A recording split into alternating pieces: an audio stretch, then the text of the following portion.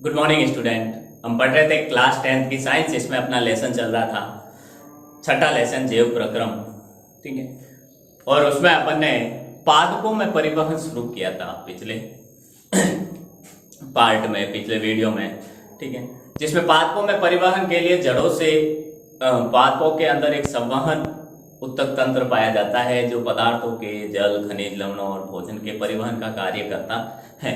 ठीक है, तो और उसमें देखिए जाइलम जो होता है वो क्या करता है, जड़ों से जल और खनिज लवणों को जड़ों से कहां पहुंचाता है, पत्तियों या अन्य भागों तक। और पत्तियों में जो भोजन बनता है उस भोजन को भोज्य पदार्थों और अन्य पदार्थों का परिवहन फ्लोएम द्वारा पौधे के अन्य भागों तक पहुंचता है। ठीक है, जाइलम और फ्लोएम का मेजर डिफरेंट कह सकते हैं या मुख्य अंतर अपन कह सकते हैं, जाइलम सिर्फ ऊपर की तरफ गति करवाता है। ठीक है, जबकि फ्लोएम ऊपर नीचे दोनों की तरफ गति करवाता है। यानी तो आज अपन पादपों के अंदर आगे लेके चलते हैं जल का परिवहन। ठीक है, परिवहन में जल का परिवहन कौन करता है, जाइलम करता है। तो उसके बारे में अपन चर्चा करेंगे पूरी अच्छे से। आगे है हमारा आज जल का परिवहन कैसे होता है। देखिए जल का परिवहन कैसे होता है। जाइलम जल का परिवहन करता कौन है, पहली बात तो जल मिट्टी में होता है और मिट्टी से वो सोखा जाता है। सोखने का कार्य, अवशोषण का कार्य जड़ द्वारा होता है। ठीक है, अब जड़ द्वारा होता है तो देखिए आगे ये जड़ द्वारा होने का कारण, इसका जो परिवहन कौन करता है, सोखने के बाद जड़ें सोखती है और उसके बाद अन्य भागों तक पहुंचाने का कार्य जाइलम द्वारा होता है। तो जाइलम उत्तक जड़ों, तनों और पत्तियों की वाहिकाओं तथा वाहिनिकाओं। ठीक है, जाइलम क्या होता है, जड़, तने और पत्तियों की उत्तक पत्तियों की वाहिनिकाओं और वाहिकाओं के आपस में जुड़कर एक संवहन वाहिकाओं का एक सतत जाल बनाता है। ठीक है, जाइलम क्या करता है, पत्तियों, जड़ों, तनों आपस में इन वाहिनिकाओं और वाहिकाओं से आपस में जुड़कर क्या करता है, एक जल संवहन वाहिकाओं का क्या बनाता है, एक जाल बनाता है। जाइलम क्या करता है, तो देखिए जाइलम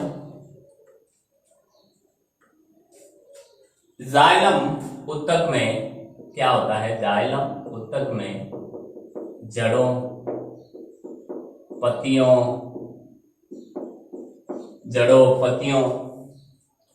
और तने की वाहिनिकाएं तथा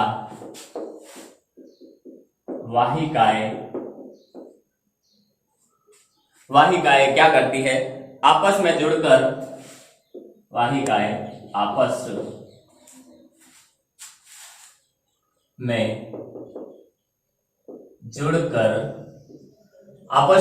क्या करती है, एक आपस में जुड़कर जल संवहन यानी जल को लाने ले जाने का कार्य करने वाली संवहन वाहिकाओं, वाहिकाओं का एक जाल बनाती है। ठीक है, एक जाल बनाती है। जड़ की कोशिकाएं मृदा के संपर्क में रहती है तथा क्या करती है, जड़ की कोशिकाएं क्या करती हैं, मृदा के संपर्क में रहती हैं तथा आयन प्राप्त करती हैं। जो भी आयन होते हैं, सोडियम के आयन, नाइट्रोजन के आयन, वो सब आयन प्राप्त करती हैं। क्योंकि खनिज लवण भी किसमें, हम उर्वरक ये सब किसमें देते हैं, मृदा में देते हैं। और मृदा से वो बोलो तो के अंदर कैसे पहुंचते हैं, जड़ों से पहुंचते हैं। तो जड़ क्या करती है, जड़ मृदा के संपर्क में रहती हैं तथा आयन प्राप्त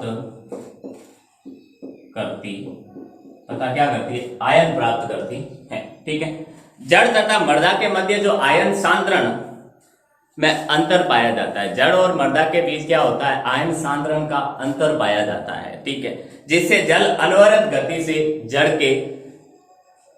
के जाइलम में आ जाता है। ठीक है। कैसे होता है कि जड़ और मृदा का जो आयन का सांद्रण पाया जाता है, सांद्रण में जो अंतर पाया जाता है, उस अंतर के कारण अनवरत रूप से बिना रुके जल सदैव कंटिन्यू रूप से कहा जाता है मृदा से जल में जड़ में गति करता है। तो देखिए, जड़ तथा मृदा के मध्य, जड़ तथा मृदा के मध्य आयन, मृदा के मध्य आयन सांद्रण में अंतर पाया जाता है,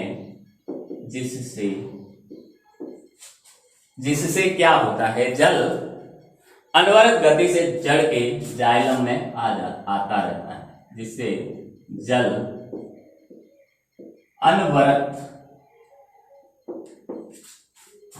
अनवरत का मतलब बिना रुकावट के अनवरत गति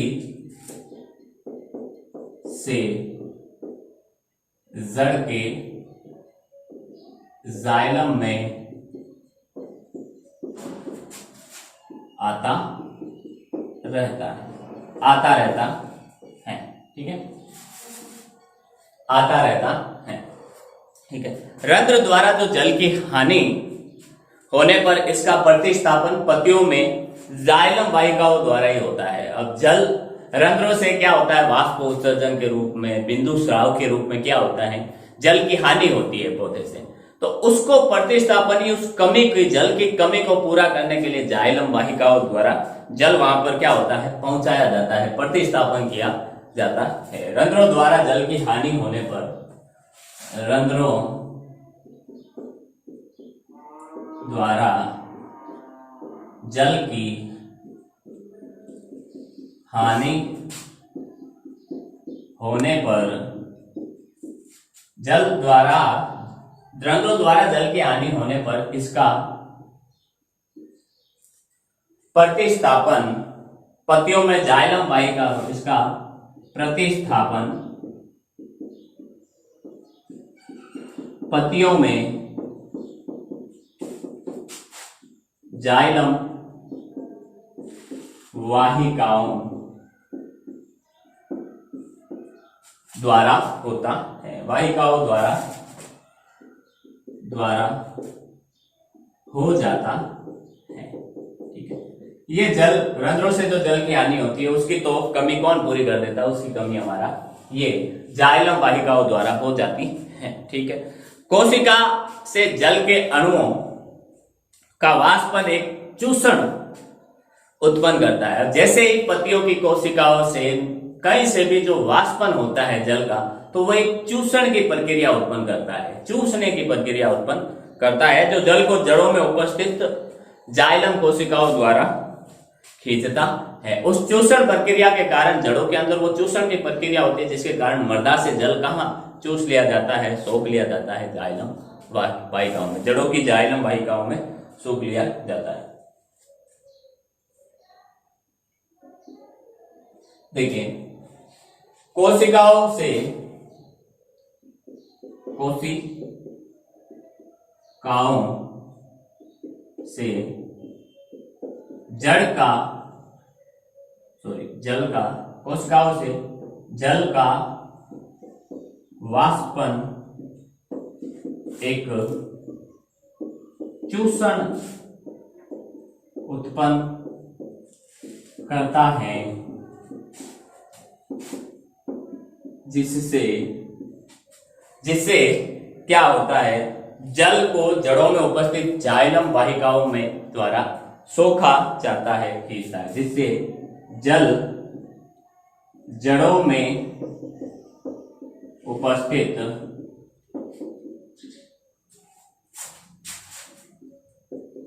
जाइलम वाहिकाओं द्वारा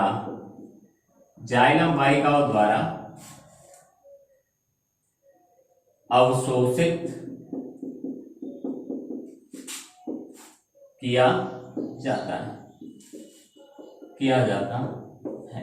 ठीक है, नेक्स्ट देखिए आगे अपन आगे अगर इसकी चर्चा और करें तो देखिए पादप के वायवीय जो भाग होते हैं, वायवीय भाग मतलब जो हवा में होते हैं, जैसे तना होता है कि मर्दा के अंदर तो सिर्फ जड़ें होती हैं, बाकी तना होता है, शाखाएं होती हैं, पत्तियां होती हैं।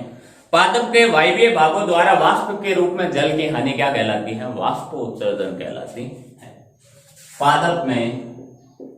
पादप के वायवीय भागों से वाष्प के रूप में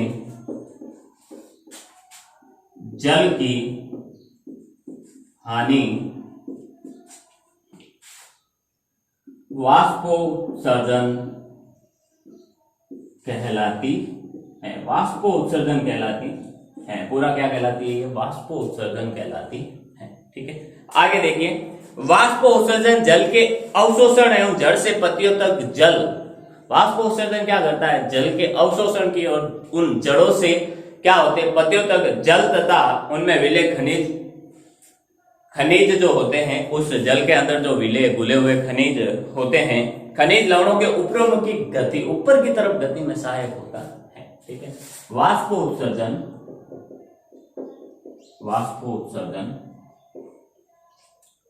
जल के अवशोषण तथा जड़ से पत्तियों तक जड़ से पत्तियों तक जल तथा उसमें विलय खनिज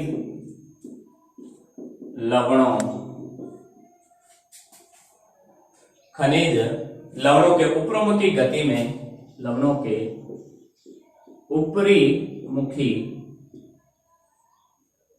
गति में सहायक होता है। ये सहायता करता है, जिससे क्या होता है? इस वाष्पोत्सर्जन के कारण एक दबाव बनता है, ऐसा अपन मान सकते हैं। ठीक है, जिस दबाव के कारण क्या होता है? जल और उसमें घुले हुए जो लवण होते हैं वो सब ऊपर की तरफ गति करते हैं। ठीक है, वाष्पोत्सर्जन ताप नियमन में भी सहायक है। वाष्पोत्सर्जन क्या करता है? पौधे के ताप नियमन में सहायक होता है। वाष्पोत्सर्जन पादप के ताप नियमन में सहायक होता है। ताप नियमन में क्या होता है? ये सहायक होता है पादप के। ठीक है, इसके अलावा देखिए जल के वहन में जो मूल दाब होता है वो रात्रि के समय विशेष रूप से कार्य करता है। दिन के अंदर तो वाष्पोत्सर्जन होता है, धूप पड़ती है, भाप के रूप में पानी निकलता है, उससे एक चूषण की क्रिया उत्पन्न होती है, जिससे जड़ों द्वारा जल अवशोषित किया जाता है और ऊपर तक पहुंचाया जाता है। लेकिन रात में क्या होता है? रात में वाष्पोत्सर्जन क्रिया नहीं होती, तो मूल दाब क्रिया करता है। तो जल के वहन में जो मूल दाब होता है वो रात्रि के समय कार्य करता है। तो रात्रि के समय जड़ों द्वारा अवशोषित जल ऊपर तक कैसे पहुंचता है? मूल दाब के कारण। जल के वहन में मूल दाब रात्रि के समय प्रभावी होता है। रात के समय क्या होता है? मूल दाब प्रभावी होता है। ठीक है, ये जल का परिवहन इस प्रकार से होता है। इसका स्क्रीनशॉट ले लीजिए।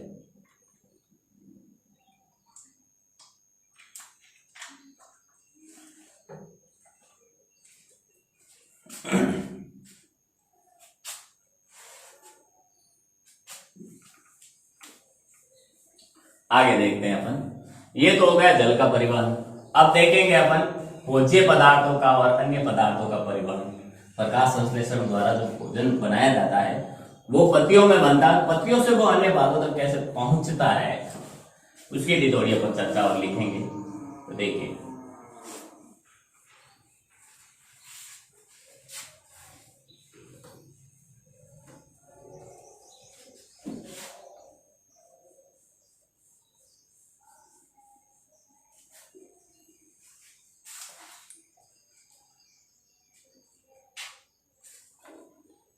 देखिए आगे, आगे है हमारा भोजन तथा दूसरे पदार्थों का परिवहन।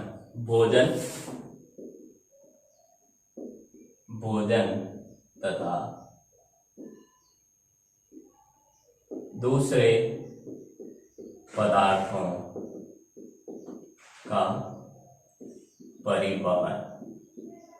भोजन तथा दूसरे जो पदार्थ होता है उनका परिवहन कैसे होता है, ठीक है। तो उसकी अगर अपन चर्चा करें तो देखिए,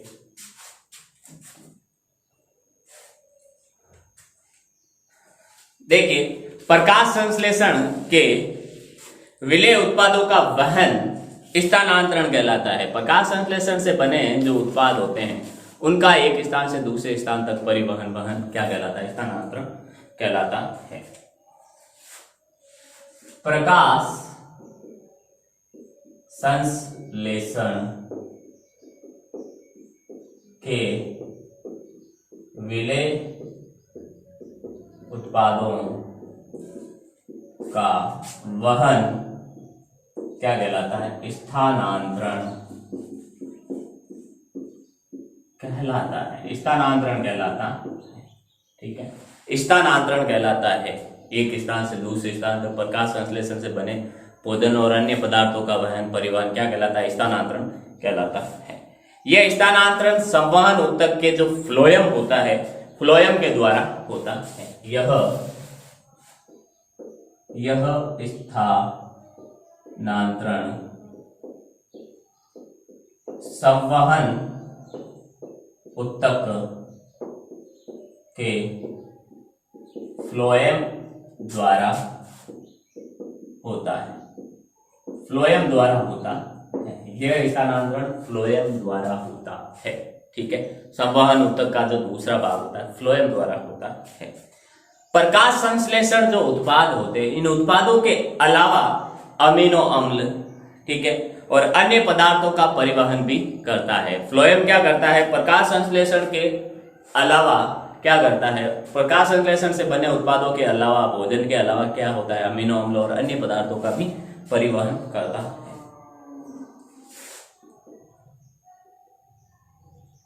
फ्लोएम प्रकाश संश्लेषण के उत्पादों के अलावा अमीनो अम्ल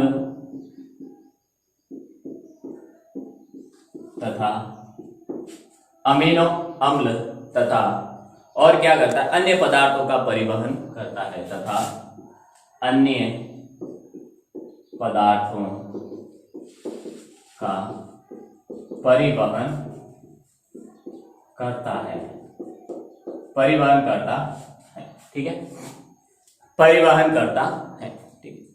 आगे देखिए, भोजन तथा जो अन्य पदार्थ होते हैं, भोजन तथा अन्य पदार्थों का स्थानांतरण संलग्न साथी कोशिकाएं, भोजन तथा अन्य पदार्थों का स्थानांतरण संलग्न साथी कोशिकाओं की सहायता से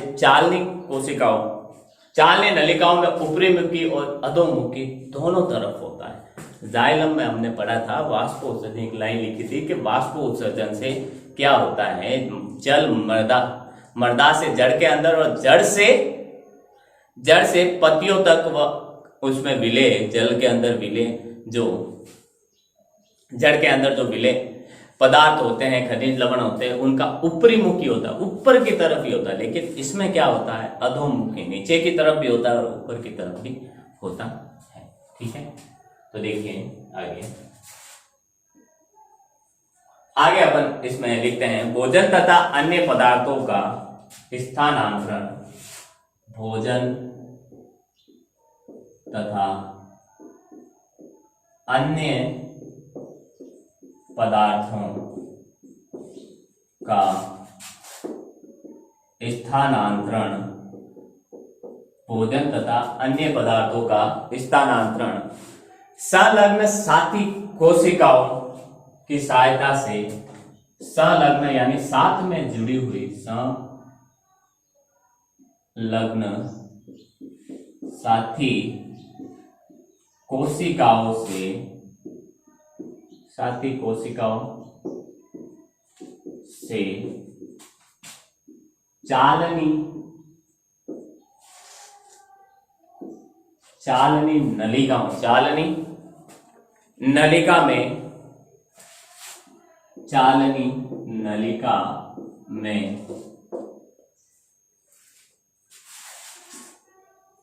ऊपरी मुखी तथा अधोमुखी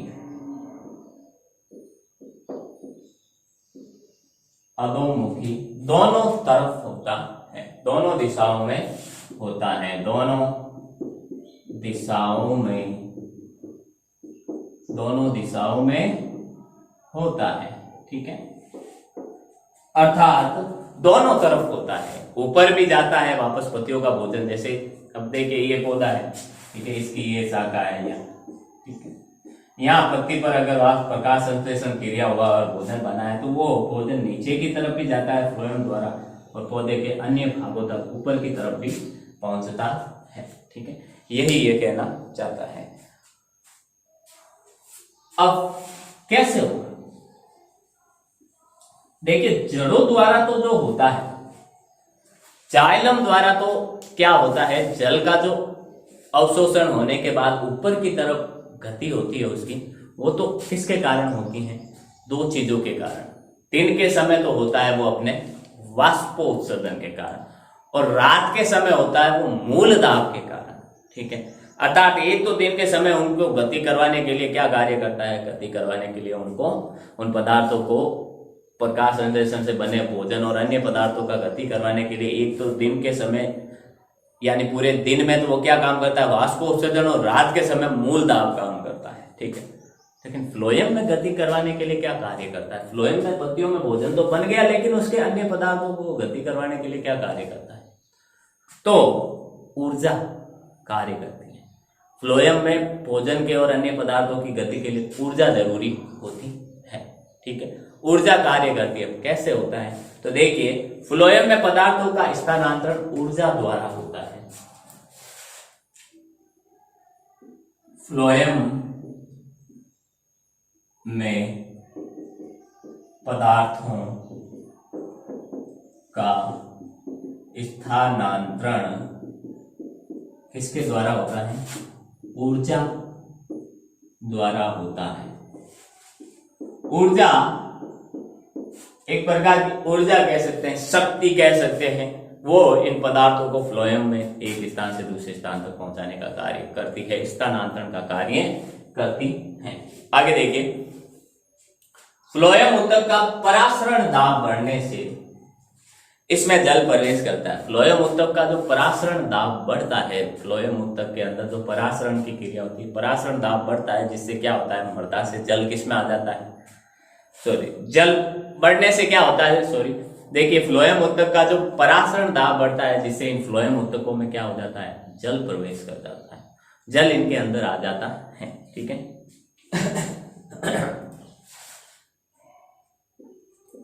फ्लोएम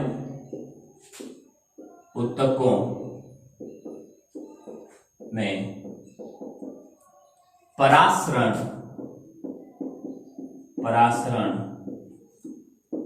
दाब बढ़ने से क्या होता है, इसमें जल प्रवेश कर जाता है। बढ़ने से इसमें जल, इसमें मतलब किसमें, फ्लोएम ऊतकों में जल प्रवेश कर जाता है, जल प्रवेश कर जाता है। ठीक है, जल प्रवेश कर जाता है। यह पदार्थों को फ्लोएम से ऊतक, उस ऊतक तक ले जाता है जो क्या करता है, पौधों का दाब कम होता है। ये क्या करता है, अब देखो, जल प्रवेश तो कर जाता है फ्लोएम ऊतकों में, अब ये दाब क्या करता है, ये दाब क्या करता है, यह दाब पदार्थों को जो फ्लोएम ऊतक में है, ठीक है, भोजन बना है, पदार्थों को फ्लोएम ऊतक में है, ठीक है, उन फ्लोएम ऊतकों से कहां ले जाता है, उन ऊतकों तक ले जाता है जहां दाब कम होता है। जहां दाब कम होगा, जैसे ही पराशरण दाब बढ़ा फ्लोएम ऊतक का, ठीक है, तो उसमें पानी प्रवेश कर जाता है पराशरण दाब बढ़ने से, ठीक है। और फिर क्या होता है, भोज्य पदार्थ क्या करते हैं, ऊर्जा के द्वारा उन बड़े हुए फ्लोएम ऊतकों, बड़े हुए पराशरण दाब वाले फ्लोएम ऊतकों से जिन ऊतकों का दाब कम है वहां पहुंच जाता है, ठीक है। देखिए यह दाब, अब फ्लोएम ऊतकों में पराशरण दाब बढ़ता है, यह दाब पदार्थों का फ्लोएम से, यह दाब पदार्थों का फ्लोएम से क्या करता है, उन फ्लोएम से उस ऊतक तक ले जाता है, पदार्थों को फ्लोएम से उन ऊतकों तक ले जाता है जहां दाब कम होता है। जहां दाब कम होता है वहां अपने आप गति करने लग जाते हैं, ठीक है, पदार्थ अपने आप गति कर जाते हैं, ठीक है। और इसको गति करवाने के लिए क्या होता है, ऊर्जा की आवश्यकता होती है। तो ये भोजन तथा दूसरे पदार्थों का परिवहन होता है, ठीक है। आगे देखिए, तो ये तो हो गया परिवहन पादपों में। मनुष्यों में परिवहन रुधिर के द्वारा होता है, जिसमें हृदय क्या करता है, पंप का कार्य करता है। अब उत्सर्जन क्या होता है, फिर देखिए पादपों में परिवहन हमने देख लिया, अब उत्सर्जन की चर्चा करते हैं। ये तो परिवहन का, वहन का टॉपिक खत्म हो गया। फिर हमारे अध्याय का जो आखिरी टॉपिक है, जो है उत्सर्जन। मानव में उत्सर्जन कैसे होता है, तो देखिए, उत्सर्जन अपन थोड़ा सा देख लेते हैं अभी। उत्सर्जन क्या होता है, उत्सर्जन का मतलब शरीर से बाहर निकालना। अब हम शरीर से क्या बाहर निकालते हैं, हम शरीर से बाहर निकालते हैं हम जो अपशिष्ट पदार्थ होते हैं, हानिकारक पदार्थ, वो हम शरीर से बाहर निकालते हैं। जैसे उत्सर्जन पदार्थ के रूप में हम मूत्र करते हैं, टॉयलेट के बाद शौच जाते हैं, ठीक है, जिसे अपन आप नॉर्मल भाषा में 1 नंबर 2 नंबर कहते हैं, वो हमारे उत्सर्जन पदार्थ होते हैं जो हमें बाहर निकालना होता है। अब उत्सर्जन पदार्थ क्या होता है, उत्सर्जन के लिए मनुष्य के अंदर तो एक तंत्र होता है, मानव उत्सर्जन तंत्र। जैसे ये पसीना जो निकल रहा है, पसीने में से भी हमारे क्या होता है, शरीर के अंदर की जो हानिकारक पदार्थ होते हैं वो भी बाहर आते हैं। तो पसीना निकलना भी एक उत्सर्जन पदार्थ है। अब पसीना निकलता किसके कारण है, श्वेत ग्रंथियों के कारण। तो देखिए उत्सर्जन क्या होता है, वह जैव प्रक्रम जिसमें नाइट्रोजन युक्त जो हानिकारक पदार्थ हमारे बनते हैं, ठीक है, नाइट्रोजन युक्त हानिकारक पदार्थों का निष्कर्षण होता है, निष्कासन होता है, उसे उत्सर्जन कहलाता है। तो देखिए वह जैव प्रक्रम, वह जैव प्रक्रम जिसमें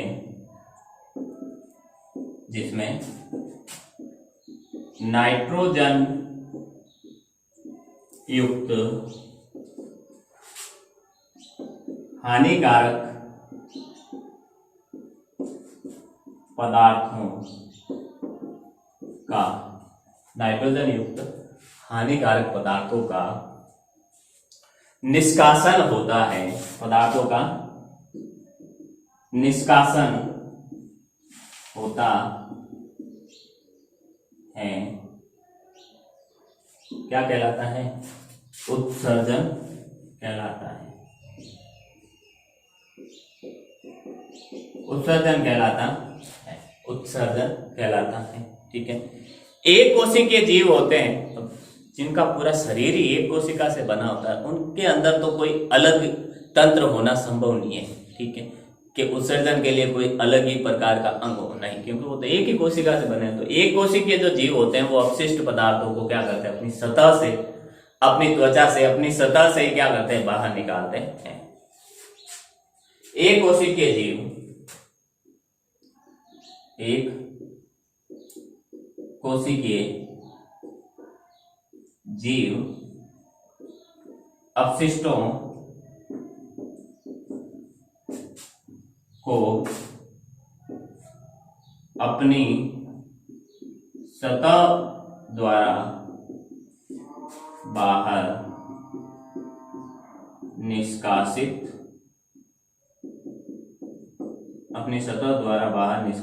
क्या करते हैं बाहर निकालते हैं, अपनी सतह द्वारा क्या करते हैं ये बाहर निकालते हैं। ठीक है, एक कोशिकीय के जीव अवशिष्टों को क्या करते हैं अपनी सतह द्वारा बाहर निकालते हैं। ठीक है,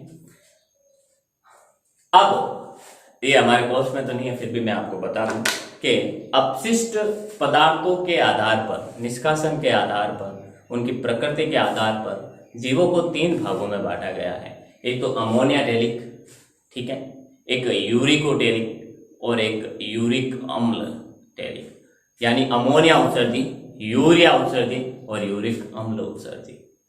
अमोनिया उत्सर्जी यूरिक, पहले आप इसका स्क्रीनशॉट ले लें। ठीक है, अमोनिया टेलिक यानी अमोनिया उत्सर्जी जीव, वे जीव जो अमोनिया के रूप में क्या करते हैं अपने हानिकारक पदार्थों को शरीर से बाहर निकालते हैं, अपशिष्ट पदार्थों को बाहर निकालते हैं, वो अमोनिया उत्सर्जी। फिर यूरिया उत्सर्जी, ठीक है, अमोनिया, देखिए अमोनिया बहुत जहरीला होता है तो उसके लिए बाहर निकालने के लिए बहुत सारे जल की आवश्यकता होती है। ठीक है, इसीलिए क्या होता है, इसके उदाहरण हैं जो जलीय मछलियां, ये हैं जो जलीय जीव होते हैं, वो जल के अंदर ही रहते हैं, तो पानी की मात्रा बहुत ज्यादा होती है तो वो क्या करते हैं अमोनिया उत्सर्जी होते हैं। अवशिष्ट पदार्थ के रूप में वो क्या करते हैं अमोनिया अपने शरीर से बाहर निकालते हैं। आगे देखिए, दूसरा है यूरिया उत्सर्जी। यूरिया उत्सर्जी वे होते हैं जो अपने शरीर से क्या करते हैं यूरिया के रूप में अवशिष्ट पदार्थों को बाहर निकालते हैं। ठीक है, जैसे मनुष्य, इसमें जल की कम आवश्यकता होती है। फिर यूरिक अम्ल उत्सर्जी, यूरिक अम्ल उत्सर्जी जो जीव होते हैं वो यूरिक अम्ल के रूप में अपशिष्ट पदार्थ को बाहर निकालते हैं। और ऐसे यूरिक अम्ल से निकालने वाले होते हैं पक्षी, इनमें पानी की न के बराबर आवश्यकता होती है।